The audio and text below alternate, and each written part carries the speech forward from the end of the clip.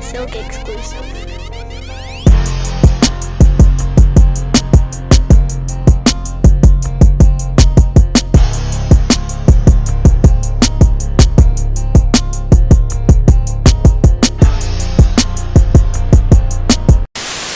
Now batting for the New York Yankees, the shortstop, number 2, Derek Jeter. Welcome to another episode of Words, Music, Dance. I'm your host as always, Paulie the Bull, no relation to Gravano. It's been a while since we had these, Words, Music, Dance episodes, you know what I'm saying? But shout out to everybody listening. Shout out to everybody watching on all the, streaming service and stuff. I appreciate you. Shout out to everybody that goes to the website, 2021vision.com. We got merchandise on there. We got all the episodes and stuff on there. Check it out. Feel free to go and subscribe, on there so we can get you all the information. Things is coming. I got some stuff I'm working on down the line, but more on that as it comes. But for now, we're talking about basically ESPN's. It's not a 30 for 30, but their docu-series, the ESPN films. They're doing now. We did a couple years ago. We did The Last Dance. Chicago Bulls, my favorite team. Now we're doing my second favorite team. But in particular, the captain, number 2, Derek Jeter. ESPN is doing a documentary on him. So I felt like, let's talk about it. There'll be some things to talk about. And one of the things I want to start off with is that some people told me that his series would be boring. So I'm definitely going to ask you guys how you feel about the first 2 episodes on that so far. But yeah, first 2 episodes was this week. Last week, depending on whenever I air this. Then we got 2 again more coming, and then we're going to recap those, and then a few more after that. So first off, I want to welcome Lewis. I want to welcome Pete. Thank you, guys. More people will probably join us in the following episodes. So they say, we'll see what happens. You know what I'm saying? But I'm glad to have you guys here. I know how much you guys love the Yankees, so I feel great about this group. So thank you, guys. Welcome. So we saw episode 1 after the home run derby, which Aaron Judge didn't participate in, but that's all good. But episode 1 started. We got a little glimpse of the past before the Derek that we know. His parents growing up in Kalamazoo, Michigan. How they met, what they went through, things like that. Obviously, mixed race couple. All that good stuff. We kind of knew the story, but we got a little see. I was surprised to see some VHS, cam footage of, not only his childhood, but also, the draft. When he got drafted, it was great to see that footage. But tell me, guys, how'd you guys feel about episode 1 in particular? Pete, I'll start with you, Pete. How'd you feel about episode 1 and what we saw there? I think so far everything is fantastic, especially when you're trying to document people at an early age. And I preferred, like we spoke, the first episode than the second episode, because I guess there's so much about Derek as a young boy into teenager into prodigy ball player that you don't know. Mm-hmm. Whereas once he came to New York, if you fanatical Yankee fans like we are, you kind of already know, especially playing here in New York City. Yeah. And we got to see a little bit of that. Lou, how'd you feel about episode 1? I loved it. I think I love the fact that we showed that the Yankees sucked at some point. For all these, millennials and newer kids that all they know is Yankees winning ways. No, we sucked in the 70s and in the 80s. And it showed that parallel, like, hey, as Jeter grew, this is what the Yankees were at that stage. So I absolutely love that point of view. I like that they touched about his biracial family right off the back, like, hey, we're going to dive into this. They didn't shy away from it. They hit it head on and showed what the parents had to do with, what his mom had to do with. Because for most of Jeter's career, you always seen his parents, but his dad was the one always talked about. We never really heard his mom's story. She was sort of like, yep, that's Derek Jeter's mom, but his dad is who taught him baseball, who got him this. So I love the fact that we saw from her point of view a glimpse that, hey, she struggled and it was hard, it was tough. So I loved it. I love the beginning, and I love the fact that we always heard that he always wanted to be a Yankee, but he was 4 years old with a Yankee cap on. He had a Yankee, uniform pinned to his bedroom wall. Like, yeah, he always wanted to be a Yankee. So I love the way he kicked off. And like you said, to get his mom's side of the story, it was his mom's mom who was a huge Yankee fan, and you know that's where he found his love for the Yankees and stuff. So that was big to see. You know, that's where it started. You know, ever since then he wanted to be on that team, loved that team, like it was all about that team. And then we got to see the draft. You know, again, I love documentaries where you get to see the past, and we see, you know, even today the MLB draft isn't as extravagant as NFL and NBA draft. No, But to it's see, it's a Saturday after what All-Star weekend. yeah, and even to see how much back then, I mean, they was on little DOS computers Yeah, over the phone. You know, hey, you know, so and so picking number one. Okay, they got this guy. Like you see somebody typing it in, it's like, wow, It could have been the technology. stock exchange. yeah. And you know, I love documentaries. You know, just to see, you know, because you forget or you don't because I never seen that footage of them draft, you know, the draft. So it was like just seeing like that's how they typed it in. You know, it was like, oh, they a phone, Yeah. two phones and a computer. You know, and that's how they The that's gentleman, yeah, Pete. like you said, Paulie, the gentleman that's taking that information, he was just as surprised as everybody else was. Right. So You so know, the it was agent pretty said that funny. he was either going to go first or fifth. Yeah. Well, if he would have went first, we would have never got to. I don't think we'd be talking.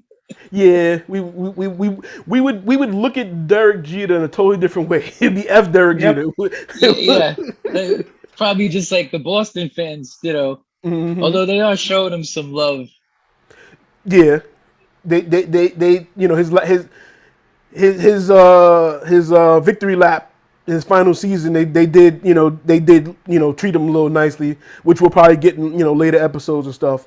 But back to episode one, we see how, it was funny. What was it? Matt Damon? Not Matt Damon. Excuse me, Johnny Damon. Matt Damon. Johnny Damon was, the top prospect, in the state or whatever, and it's like, funny how that, you know. Well, did you catch the newspaper though when it showed the high school athletes of the year? Did you see who won it for basketball that year? No, who won basketball? Jason Kidd. Wow. See,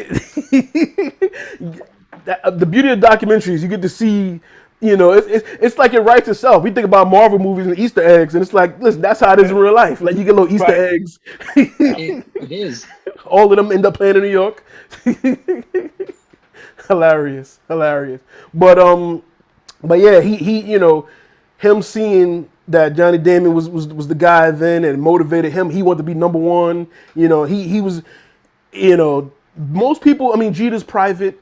Very kept. You don't hear him talk as much, and it was interesting to see that he's so competitive. We know how he is on the field. The game does the talking, but to hear him say, "Yeah, I saw he was number one, and I was like fifth or whatever." I wanted to be number one, so I had to work hard. It's like, all right, and that drive, that competitive nature, that was great to see. Like him looking in the newspaper and saying like, "Oh, for real, y'all got me ranked where?" Okay, okay, and then he ended up doing it. Finished high school, picked right out of high school. Then he went to the minor leagues, and then reality hit, and it's like, I'm not. It's not going how I imagined it to go. It's like this is a little tougher than I expected. Lou, how'd you feel about his minor league years? Yeah, I mean, 56 errors. He said it himself. Like that's hard to do on purpose. To have 56 errors. I mean, but I that was his slice of humble pie. Like he was focused on I need to be the best. I need to be the best. I need to be the best. Well, when you're that little fish in that big old pond now, and you got people who have been in the minors way longer. Did 4 years of college ball probably. He went from high school straight to minors. It was a real adjustment for him, and to see him struggle, I think that prepared him for the next 3 years to be able to take the stand as a shortstop for New York Yankees. Because with that position comes a lot of pressure. So I think him having that adversity really early on in the minor league where he had to struggle, where he wasn't home, where he just had to grow. Where Andy Pettit just blew him off in the minors. It's Yeah, that was hilarious to horrible. me. Mm-hmm. But it showed that, hey, he was built for it. It wasn't just, oh, we just gave him the keys to the city and he ran with it. Like, no. Right. He struggled early on, and he showed why he was in the position he's in. Right. Yeah, Pete. What did those 56 errors mean to you? To allude, yeah, like you alluded to, it just showed you a vulnerability that Mm-hmm. he wasn't this great shortstop yet. Yet, Right. there was still work to do. But getting back to episode 1, the point I wanted to make to you was just before the first commercial, I believe it was the high school coach, the baseball coach that was speaking, and they Mm-hmm. was starting to put up some graphics. And he said, even though Derek was a great baseball player, he was a better person. Mm. Mm-hmm. So even at high school, you could tell that it's a special person. Mm-hmm. And my little story for you, I'm going to try to say it as fast as possible. Take your time. We got When, time. when I was working, I was a park supervisor. Mm-hmm. I was working at Van Cortlandt Park. The administrator came up to me in the first week of June of '01, and she tells me, because we always had events, the Philharmonic, puppet shows, whatever was going on, the weekends were crazy. And Mm-hmm. she goes, I just met with the Derek Jeter's parents, and they want to do the Turn 2 Foundation here at Van Cortlandt Stadium. So, but everybody was swore to secrecy. They didn't want anybody knowing nothing. Please don't tell your friends, because you know how that goes. Mm-hmm. There'll be loads of people, and it was literally 10 days later. That's how Mm. quick they wanted to get it done, and it started early around 9:30 in the morning.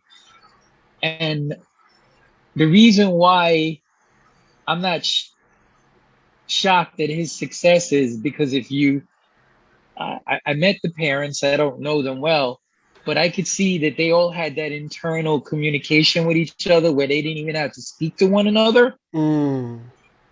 Since he was knee high, Mm-hmm. and everything went flawlessly, Paul. Usually, there's always something that goes on at an event. Mm-hmm. Something's not done right. It Mm-hmm. was a beautiful event. It was a beautiful. I think it was the second week in June. He showed up looking like a small guard. I was surprised how thin he was. And he was nice to everybody. Like you said, he doesn't talk much. But I'm not surprised at the success of this guy because he always kept his nose clean. He Mm-hmm. always wanted to be a baseball player. And the fact that he's already been a Miami Marlins part owner, player development, made tough decisions. Like he fired uh, the Hawk and Tony Perez when they were coaches with the Marlins. Mm-hmm. And that was he took a lot of heat for that. Right. And but the fact remains that they still got a lot of young ball players there that came through his way. Mm-hmm. So it's I'm not surprised at anything that this guy does. He's good. He's a winner. He's gonna out hustle you. He's gonna outthink you. He's gonna do whatever he's got to do to get his job in life done.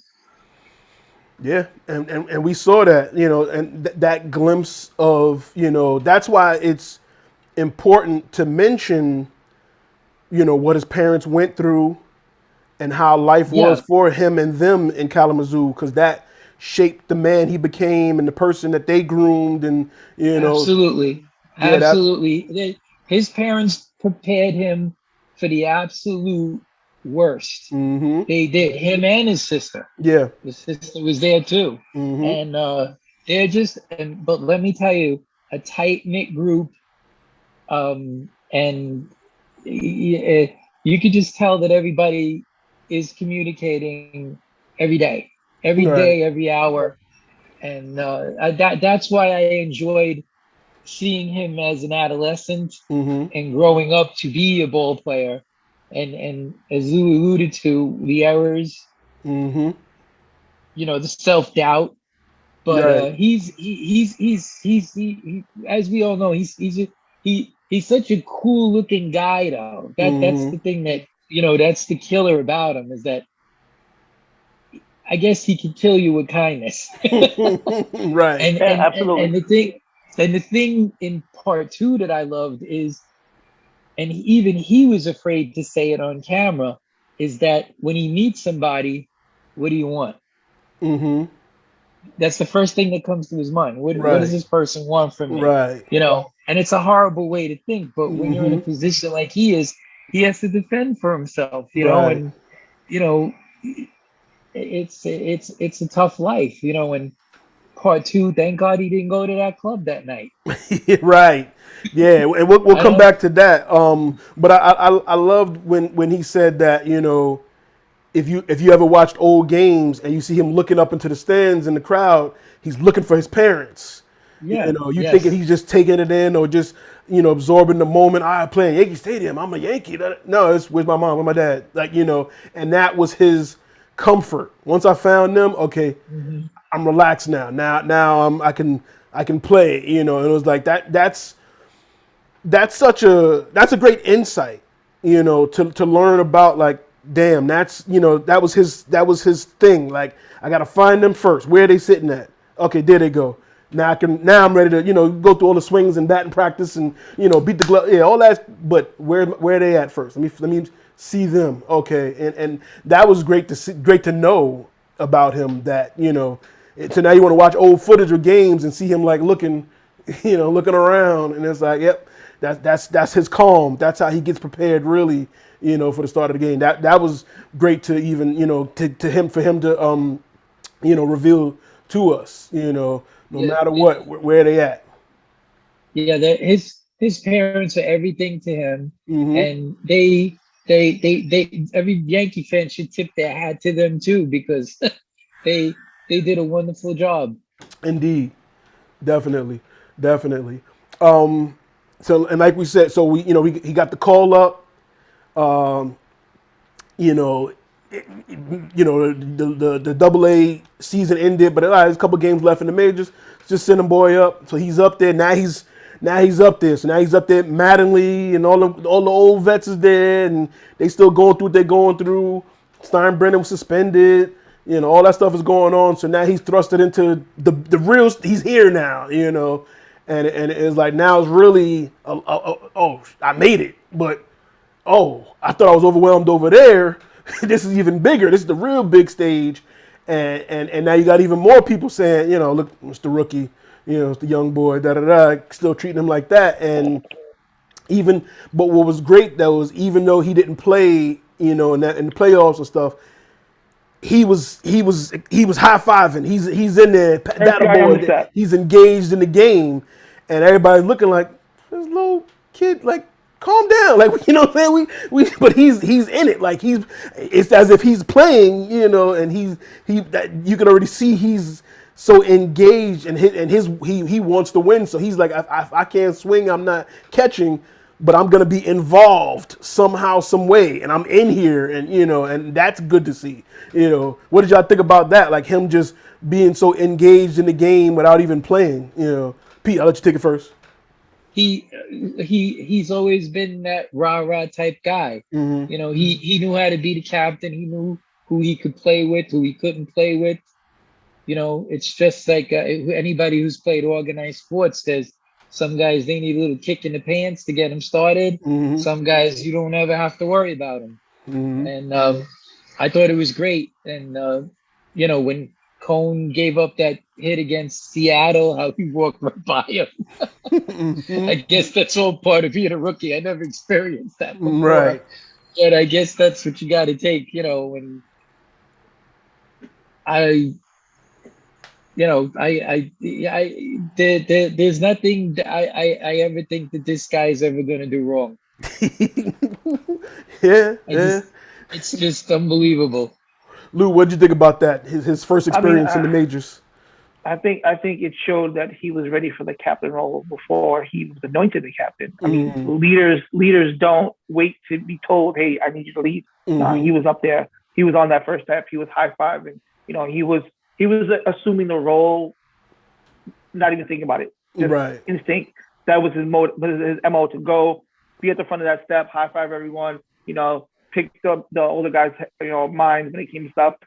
and just lead by example. I think Mm-hmm. that prepared him even going into '96 Mm-hmm. when we'll get to it later probably when he actually tells David Wells, "Nah, we don't do that here." Right, right. And Yeah. for a Yeah. rookie to tell you that, it's because he's already had that experience a year before. Right. He put himself in position, but like, all right, this is not this is the Yankee way, not Mm-hmm. anybody else's way. So I think Jeter has always had that leader mentality. Mm-hmm.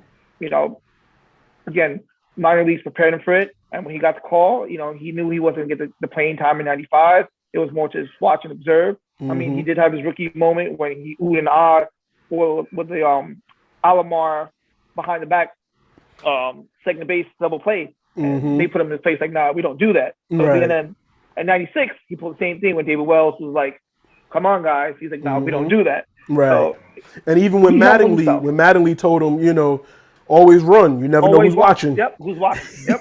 And that was in spring Right. training. That right. Right. So Mm-hmm. he missed the whole '95 season, but the Mm-hmm. spring training that he previous that year, Madden was telling him like, hey, this is how we do stuff.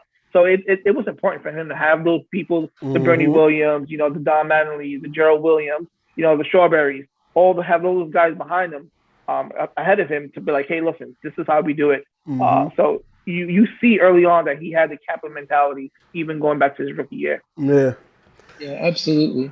I get just one other point, Paulie. Mm-hmm. When he got this by Coney that time, if you listen to Coney just like the following year, Mm-hmm. he's saying, no, no, no, you got to play this kid more. Right. You know, Right. it was like Louis said, it was a very quick maturation. It It really was like was. he was fumbling with errors, and then the next year he's hitting the ball in the gap, and he's telling we got this, and Yeah. And, it and it was shows it wasn't a lack of talent. It was just that comfort. He had to get comfortable. He was talented. Oh, It he was had to the, just be in it. He had to be in it. yeah, and say, hey, I do belong here, because when you got everybody saying, oh, the rookie, he young, we screwed up picking him. And it's like, nah, I belong here, and I got to show you why I belong here. And I'm in my head thinking, do I? Maybe I don't belong.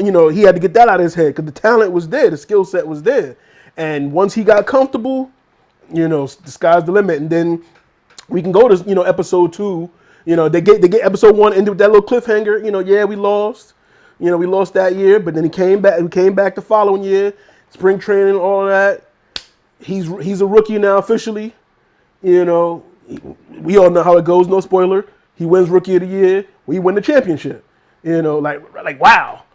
Like impressive. But that year, they were saying too that they was thinking about sending him back down to the minors and trading Mariano Rivera. Mariano Rivera, yeah, And it's insanity. like, what? you know, Well, he crazy. imagine said it. again. We had a what if. If he would have went first, but now what if they would have sent him down and traded Mariano? It's like, yeah, Pete. You never want to hear a ball player gets hurt, but I think all Yankee fans gotta say thank God Tony Tony, Fernandez yeah, got Fernandez got hurt. hurt. yeah, Because if Tony Fernandez doesn't get hurt, even hmm Gene alluded to the fact that he thought he'd be traded, yeah, and right, I'm sure it would have happened.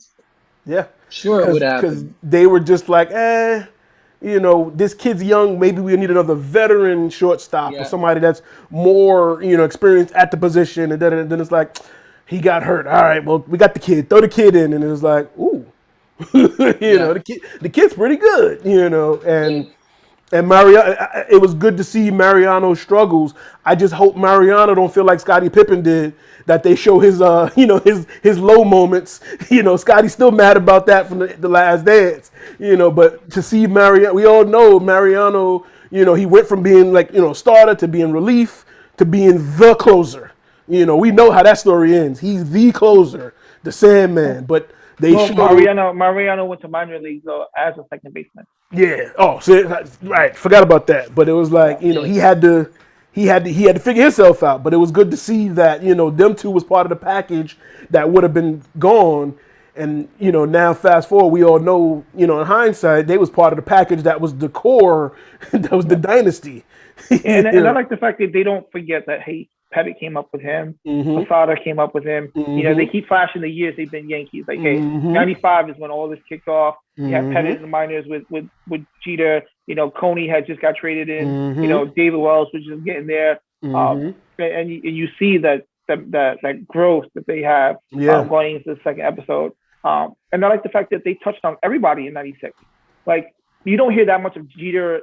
Jeter doesn't dominate that episode of the Mm-hmm. second episode when talking about Right. '96. You have Girardi's moment. You have Mm-hmm. Jimmy Chuck Lehret's moment Knobloch, there. Chuck Knobloch, Tim yeah. Raines. We I got can't like. look at Knobloch and say yips. I gotta say yips every time I look at Knobloch. But you see everybody, even the Mm-hmm. the brief moments that people have and how impactful it was in '96 and how important it was. I love the fact that they saved Joe Torre for episode 2. I love the fact that they saved it. They gave Buck Showalter his time to shine. Mm-hmm. Episode 1, yeah. Man, shout out to Buck because Yep. every time he gets the team ready, the following Mm-hmm. year they fire him and they win the series. Yeah, Like, religiously. He's the it Doug happens. Collins of because that's Doug Baseball. Collins of basketball. He was there early in Jordan career, but everybody remember Phil Jackson. What I'm saying? Right. Buck Joe Hook, then it's Joe Torre is the Phil Jackson of this legacy. What I'm saying? It's the same way. There's always Yeah. that. Look at Mark Jackson to Steve Kerr. Right, right, yeah. I mean, What I'm saying? There's always that first coach. the But biggest then it's moment like, I oh took man, there was away from another guy that, though.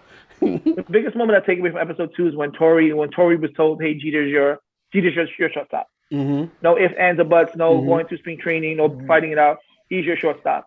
And Torre's like, "Well, he went out and told the press, hey, Jeter's our shortstop." And then Jeter went and said it completely different and more eloquently. He's like, "Oh shit, well, there you go." Like, he proved why. Right. So it's just crazy that someone who's been around the block as a player, as a coach, managing multiple teams, and then you got this rookie come up and they say, "Yeah, well, he worded it 1,000 times better than the guy getting paid to speak to the media." Right. So And that was it's the just biggest takeaway like for me. this kid is built for this. Yeah, he got it. And it's funny because people, we joke about, there's the line in the movie, he's a biracial angel, and Jeter's. It's like it's comical to speak of how great he is, but it's like, dude, he really is special. He's really different. Yeah, absolutely, absolutely. It's and you see it, like this is actual footage. It's not all just people talk. It's like you see the actual footage and you're like, this guy is once in a lifetime as a person, like on the field and just as a person, he's just different, and that's the thing about him that is just like, and that's why I'm glad episode 1 focus so much on the family dynamic, because again, it all goes back to Kalamazoo.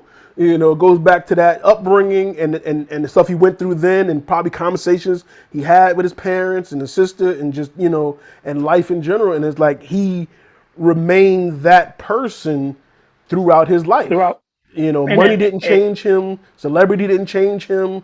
He's still that person. Yeah, and it speaks to the fact that he had the right people in his life at the right time. Yeah.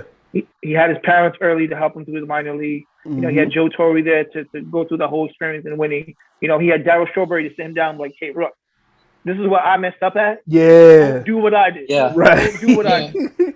I agree. Don't be like me in these areas." So he had the right people. He had A-Rod there to lean on early on in his career. Going through the same limelight. Nomar as well. So every step of his career, then he had the core 4 that you can say, "Hey, we're all going through this together. We're moving through this whole transition of being minor leagues to majors to superstars to a dynasty all together." So he always had the right people in his life at the right time. So far in the first 2 episodes. Yeah. Good, Pete. Yeah, absolutely. No, I agree with everything Lou said. He has just there's just a list of people who watched over him. There was several police officers that I also knew that used to work at the stadium, and they used to hear conversations like he would say, "I'm going out," and a guy like Posada goes, "No, you're not. You're going to my picnic tomorrow." Little stuff like that. Like, it's my daughter's. You better be there. So there was always somebody watching him. Right.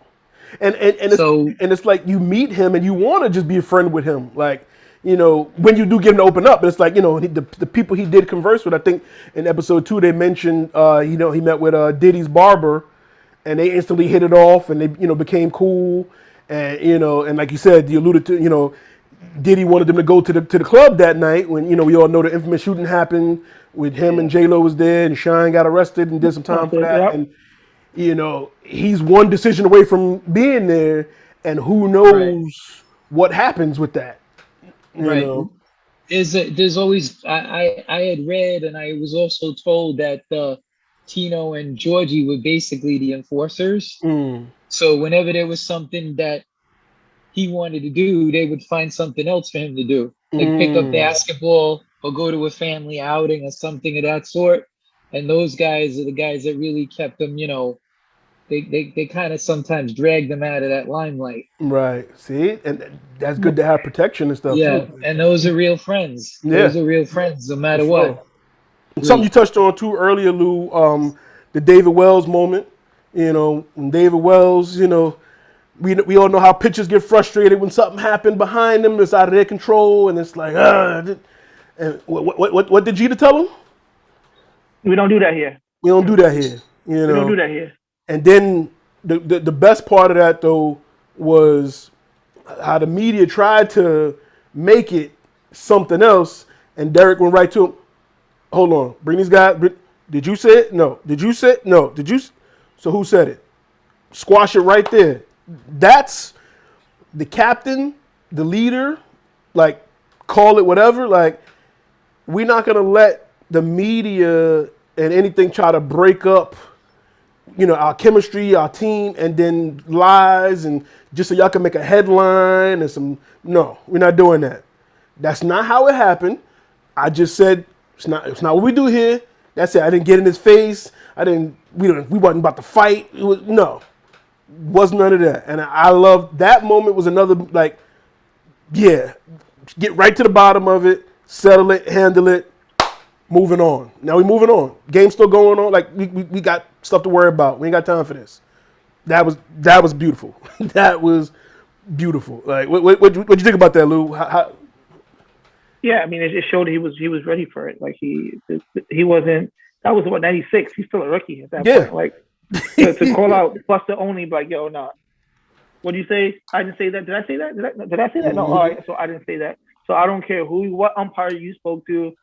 And he said it straight. He's like, yeah, we don't do that here. Right. Like you wanna. It's the end of the year, September game. We got a bunch of rookies.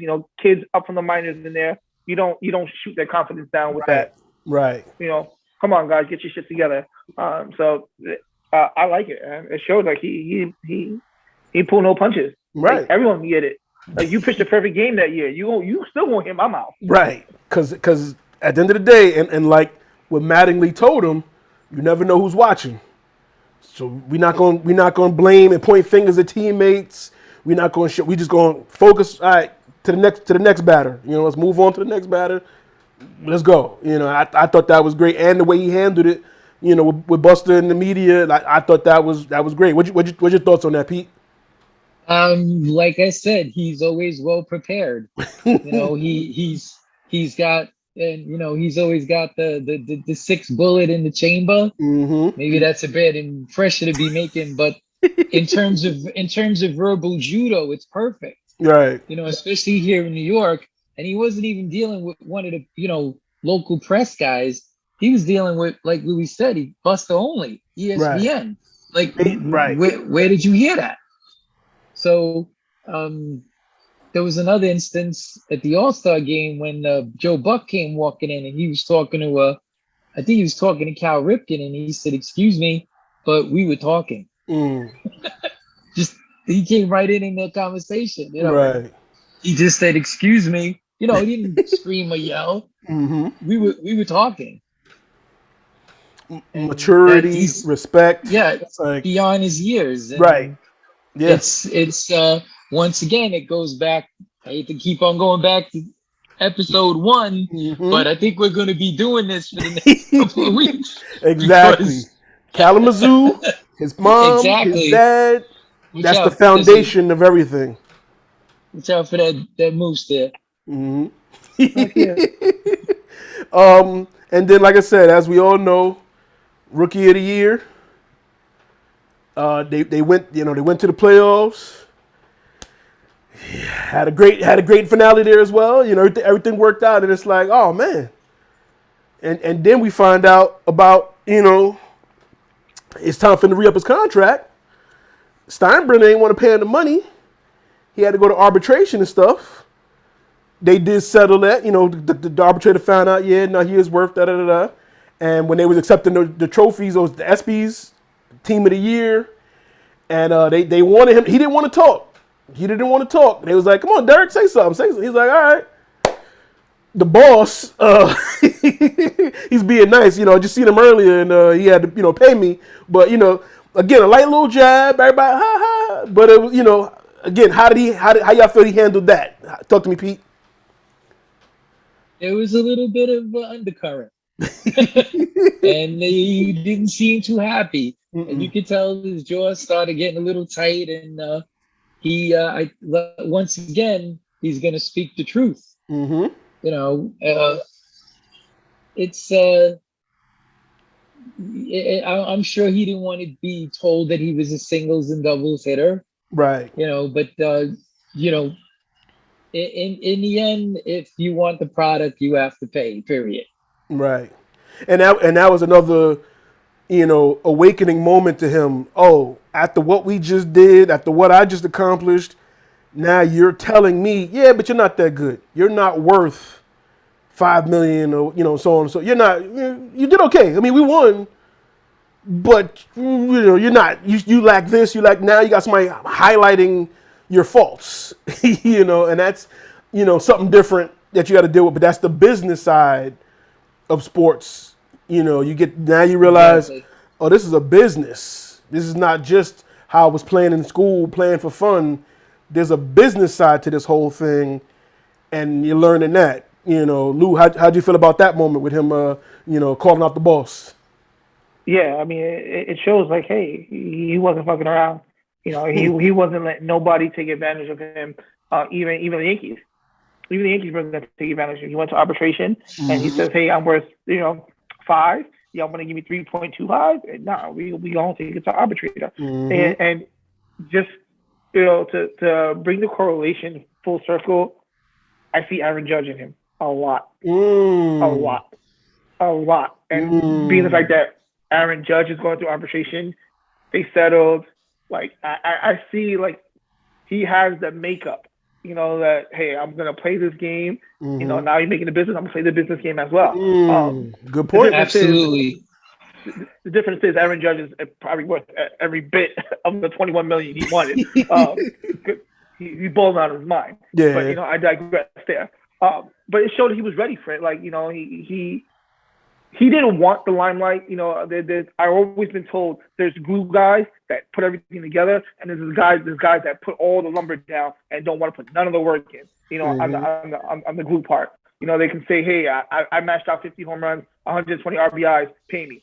Yeah, but what did you do for the team? Like, did you work with the minor leaguers? Did you work with the pitchers? Like, did you build a team atmosphere? Like, no. And that's the biggest distinction you have from Jeter, A-Rod, and Nomar. Like, yeah, they were phenomenal, but Jeter was that glue guy. Like, you take Jeter off the Yankees in the 90s, and we may have successful seasons, but I don't think we'll win it because can nobody control the team like the shortstop who is the quarterback on defense. He may not have to have the biggest bat or steal the most bases, but he showed early on. You put him in the right position, and he'll put your team in the position to win. Him getting those singles and those doubles, to lead to Bernie Williams knocking him in goes a long way. You don't always have to be the masher to say, hey, I contributed and I made an impact. Jeter was probably one of the best defensive shortstops I've ever seen. His arm strength wasn't strong, but he made it up with agility and knowing where to be in the right position and knowing how to make throws. So shame on the Yankees, man, for that one. Shame on the Yankees. And again, we got a bit of foreshadowing for episodes to come with his relationship with Alex Rodriguez. How he used to see them. They used to train in the off season when Alex was still young, and then they started to say, hey, this kid's better than you. It's like, whoa. Like, again, the media getting involved. add the little rift between the two, and it's like, okay, A-Rod's clearly bigger and physically, more imposing, but it's like, like you said, the intangibles and Right, look the like stuff that doesn't show up on paper. yeah, but yeah, he hits home runs. Bigger guy. He's hitting to the back wall for sure. Right. But does that just mean better? You know what I'm saying? So that was good to see that. We like I said, we all know what's to come with that relationship, but it was good to see where it started from. Even before A-Rod was in the league and in Texas and stuff, they knew each other prior. We used to go train down in Tampa and stuff like Tampa, that. yeah. So, yeah. Can I just say, what the fuck happened to Nomar Garcia-Parra? That man just fell off the flat earth and just like disappeared. Yeah. Because I was even surprised. I was even surprised he was in that. I was like, oh shit, that's Nomar. That he was on the show. Yeah. Yeah, he seemed like he married the soccer lady, the girl, and they went happily Mia Hamm, ever right? after. I think he married Yeah, Mia Hamm, I think right? it was Mia Hamm. You're Yeah. right. So, That's yeah, right. but it's like you don't hear anything from him anymore. No. Yeah. He took a page out of Jeter's book. Oh, this disappeared? Just okay. Like Yeah, maybe he did. man, Maybe just did, lay yeah. low. Just live your life. Lay low. I'm trying to think. Did I miss anything in the episodes?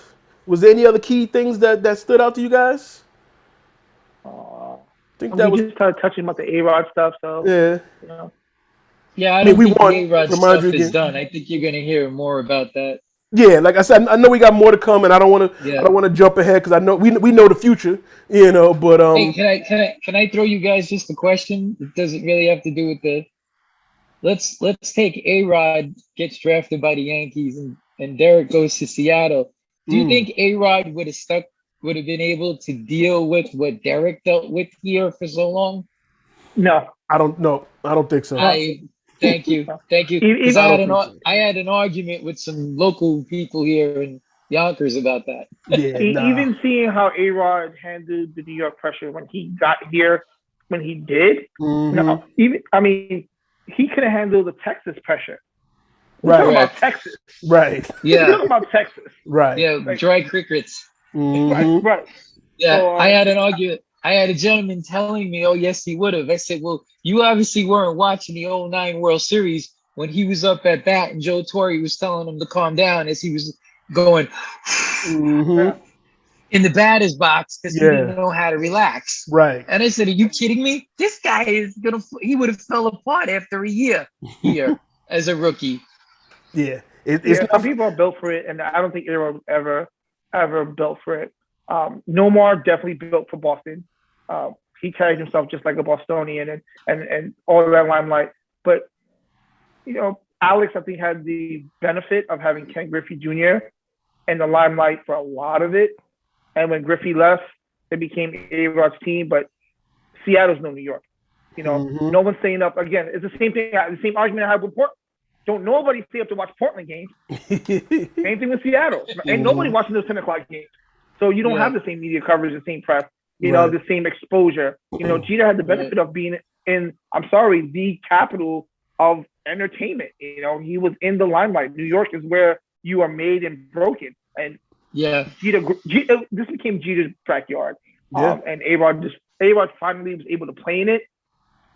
But with Jeter's, okay. Like, it wasn't him. He didn't come here to replace Jeter. Like, that was never going to happen. Right. And again, we know, future episodes are going to touch on that. Now, Pete, you made a statement. You said, and I'm going to quote you. I'm going to read the exact text message. You said, oh my God. I don't think it, not those text messages. But listen, you gotta be like Jeter, Paulie. Our text messages, woo, on a nightly basis. It was a message pertaining to the documentary. But you said, I don't think any of the upcoming episodes are going to beat episode 1. Well, the reason I shouldn't have said that because I think the director, this guy that did it, is doing a wonderful job. No, I'm not trying to take anything away from him. but it was just getting back to that turn. I was so lucky to be at that turn two foundation Mm-hmm. and to see just how the family gelled together. And I don't want to downcast it because the guys want. To me, since Joe DiMaggio died, Derek Mm-hmm. Jeter to me is the greatest living Yankee. Mm-hmm. He is, without a doubt. And I'm Mm-hmm. talking about big people like Mm-hmm. Mattingly, Reggie, Thurman, Right. Mickey Mantle. Right. Yeah, we know But Monument Park. There's a lot of heads in there. yeah, it's filled, and we're running out of numbers too. Yeah. But I just felt that after seeing him with the parents, Mm-hmm. as an adult, you just know all the work that they put into it.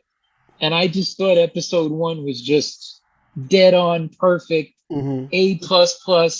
Give this guy an Emmy just for episode one. Mm-hmm. I didn't mean to discredit the rest. Got you. Got you. Because as New Yorkers, we really know what happened. There's a few things we're gonna forget, of Right. course.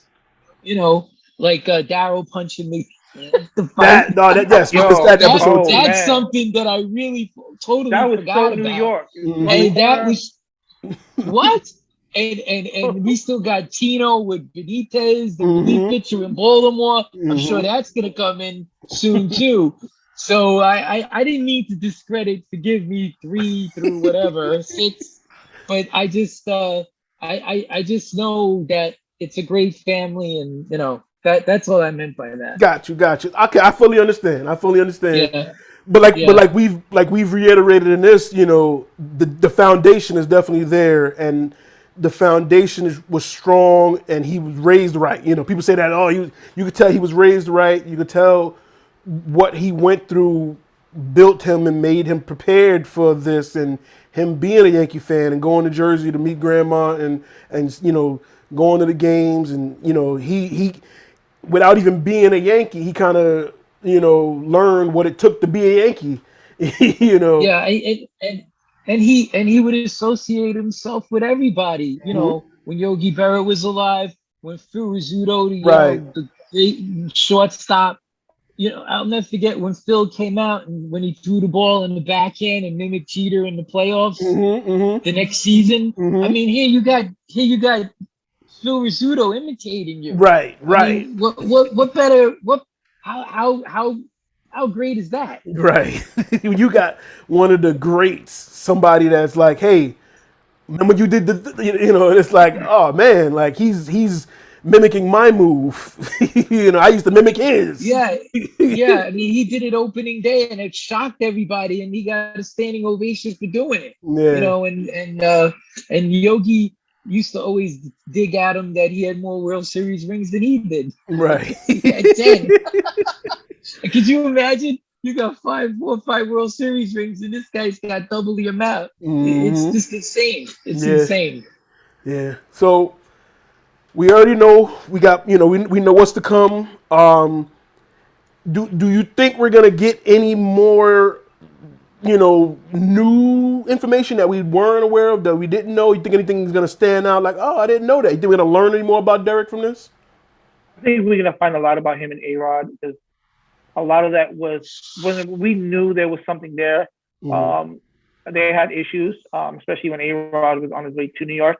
Um, I hope we find out like what's the root cause of that. Yeah. What really went down. And then especially when it came down to Derek's, like that. Well, I thought I had to call the police for Lou. I'll say, well, is that a predator? That was, Holy cow. I'm sorry. Uh, That was just Hey, you can't edit that out, Paul. gotta leave that in there. That was Yeah, great. I'm watching you like, don't do it. But no, I agree with you. I would like some more insight to, A Rod coming and moving to third. Them fighting for the shortstop position, and we know what we were told at the time of how the position was decided upon. I wonder if we're gonna get some more true feelings from them about A Rod moving to third, and how that went about. So yeah, that'll be interesting to know. What about you, Pete? You think we're gonna learn anything more out of this? I think, well, like you just alluded to, there's definitely going to be more A-Rod conversation for Mm-hmm. sure. Um, I think, I think I'm hoping and praying that, you know what, he's having a life after Pinstripes too. Mm-hmm. So maybe we can, get a little bit of him, in. I know as Yankee fans, we don't really care about Miami Marlins, but but I'd like to see, how he did with the transition Mm-hmm. from, you know, high profile shortstop in the New York Yankees. Sorry guys, my holder's shot here. Um, It's all right. We got cats running and, across the screen. It's all good. I think I'd like to see stuff like that. And I don't think you're gonna see much of his family because they're very private about Yeah. stuff like that. But I'd like to see maybe the transition and him, maybe a little more preparedness for the Hall of Fame stuff. Mm-hmm. Behind the scenes stuff. I would hope to God they have stuff like that. Right. And you know, after that, I mean, the guy's golden. He almost makes you sick. Yeah. He's damn near Down to his wife. perfect. His wife is gorgeous. His You're right. kids are beautiful. And it just shows, and it's just watching. It's funny because when Michael Jordan, when they first was announced the Last Dance, and I think he was like, people are gonna watch this and they're gonna hate me. And it's like Jeter. It's like people watching this and they're like, we're gonna love him even more. Like we can't hate that guy. Like you could hate that he's so perfect, but then it's just like, but you're just saying that. It's like, but he's just is what's give me a flaw. What's wrong with him? And it's like Nothing. It's it's nothing. It's just like whatever my dad, may he rest in peace. He said it. He goes, "This kid is perfect." I remember my Jesus, I gotta hold my phone, guys. Uh, my dad getting mad at him. It was like Easter Sunday, and he's watching the game. And he's like, he's batting 330 points less. He's got to dump Mariah Carey. He's staying out too late at night. right. And my father being such a staunch Yankee fan, he was serious, Paul. He was like, he's got to dump that girl. She's killing him. I mean, I'm getting, what he did, 20 years, 19 years? How long he played? He played I 19 think he years, played. 19 I 19, seasons. think yeah, 19 19. seasons. Yeah. Yeah, And it's just like, 95 to 2014. right. So, we might get some more insight on the later years when things start to Yeah. get a little tougher. But we all know, even that finale, him and Kobe got two of the greatest, final Walk-offs ever. seasons. And Yeah. Yeah. Yeah, that's true. I forgot all about that stuff. You know what they might go into? I remember the year that I think he had slid into third base in Toronto early in the year and he tweaked his ankle mm, and he was kind of ginger all year. And right. then a few years later, you could definitely see him. And one of the greatest things about Derek is he always ran. I Mm-hmm. think, it was for Don Mattingly, Mattingly told but it, I think right. just the kid, Uh-huh. yeah. But I think he just innately did it, Mm-hmm. honestly.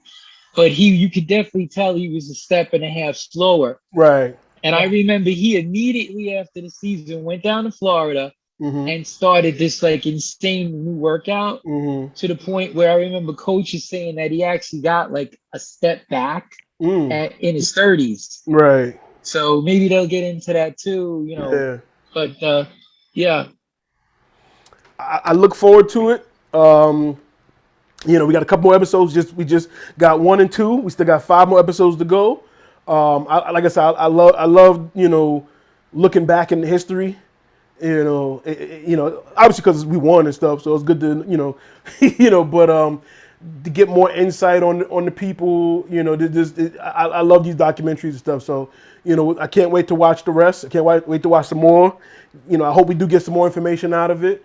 And so far, I'm enjoying it. We like I said, Derek was so private. We didn't know is it going to be entertaining still? Is it going to be boring? But it's like, no, I'm entertained. Of course, like I said, I love the recap of us winning, so that's always good to see. So I'm gonna piss a bunch of people off with that by saying that over and over again. But hey, we win. You know what I mean? it's But it. is him Derek alone? Like I said, anybody who has a problem with Derek Jeter, you gotta look at yourself. Like, it's Basically, yeah. You the problem. Yeah, something wrong with you you. you have a problem with life. seriously, seriously. But I want to thank you guys for joining me on this recap of the first two episodes. I want to thank everybody that's listening. Thank everybody that's watching. Salute to you guys. We'll be back next week to talk about the next episode 3 and 4. See where they go from there, and then we'll go all the way through to the end. All right. Thank you very much once again, guys, and we'll see you next time. Peace.